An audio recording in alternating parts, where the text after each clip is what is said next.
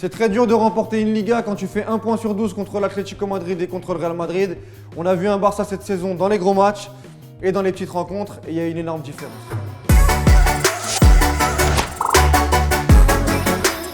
Premier flop, Antoine Griezmann, que j'ai trouvé très décevant alors qu'il revenait très bien avec le Barça. Mais Antoine, tu peux pas nous faire un match aussi pauvre techniquement, dans l'intensité. Tu es venu au Barça pour ce genre de rencontre. Tu as quitté l'Atlético Madrid pour gagner la Liga avec le Barça. Montrer ça face à ton ancien club, moi sincèrement, ce soir, j'ai pas d'explication. Alors je veux bien que le contexte ne t'a pas facilité, je veux bien que le collectif du Barça n'a pas été bon, mais ce soir, Antoine Griezmann, c'est une grosse déception.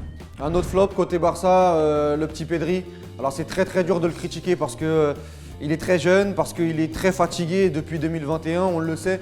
Mais globalement, j'étais très déçu. Dans cette zone du terrain, on a besoin, côté Barça, d'avoir un joueur qui aide Messi et qui soit le lien entre le milieu et l'attaque. Et il ne l'a pas été. Ce soir, il a été clairement mangé par le milieu de terrain, Llorente et Koke côté Atlético Madrid. Donc voilà, malheureusement, même si je l'adore, même si c'est un joueur qui nous fait beaucoup de bien visuellement d'habitude, Pedri est dans les flops. Troisième flop côté Barça, Mingueza, il a été sorti à la mi-temps à juste titre, il a été à la rue complet sur la première. Carrasco lui a tout fait vraiment. Toutes les occasions chaudes de l'Atlético Madrid sont passées de son côté. Koeman a tranché très rapidement en le sortant à la 45e. Et pour pas arranger le tout, on a Rojo qui est rentré en deuxième mi-temps et qui a fait une super rentrée. Donc voilà, Mingueza, à l'image de ces dernières semaines, très insuffisant.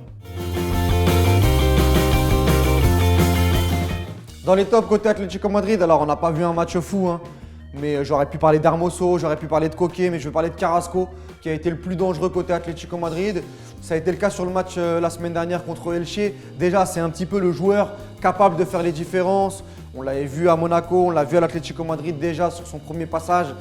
Il peut percuter, il a fait très mal au Barça sur la première mi-temps. Il a mis à contribution plusieurs fois Ter Stegen. Donc voilà, clairement, dans un match moyen, on ressort Carrasco qui a été très intéressant côté Atlético. Un autre joueur côté Atlético, Llorente. Alors lui, c'est pour moi le meilleur joueur de l'Atlético Madrid cette saison. Il a encore été incroyable avec Koke sur le milieu de terrain. Il a anesthésié Ilaix Moriba, il a anesthésié Pedri, il s'est projeté, il a été très propre, il a gagné ses duels. Voilà, le Llorente qu'on connaît cette saison en Liga, très costaud. Et clairement, quand on parle du haut du panier sur cette rencontre, on est obligé de ressortir l'ancien Madrilène. Côté Barça, s'il faut ressortir quelques joueurs, on va ressortir bien entendu Ter Stegen, même si Rojo a fait une super rentrée. Il a été décisif sur la première mi-temps, il a maintenu en vie le Barça alors qu'il y a eu plusieurs occasions chaudes de la part de l'Atlético Madrid, à plusieurs reprises sur Suarez, sur Carrasco, sur Correa.